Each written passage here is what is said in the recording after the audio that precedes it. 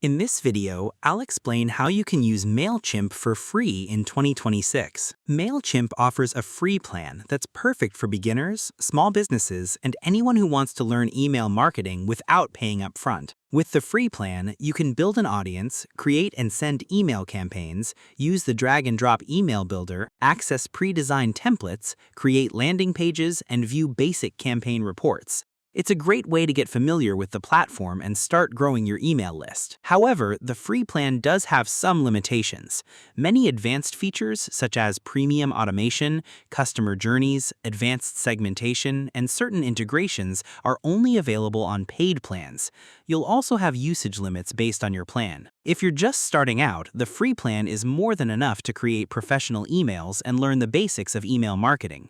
As your audience grows and you need more advanced features, you can upgrade to a paid plan at any time. If you want step-by-step tutorials on using any Mailchimp feature, be sure to check out our channel. We have detailed guides covering everything from creating campaigns and managing audiences to automations, templates, and analytics. And that's how you can use Mailchimp for free in 2026.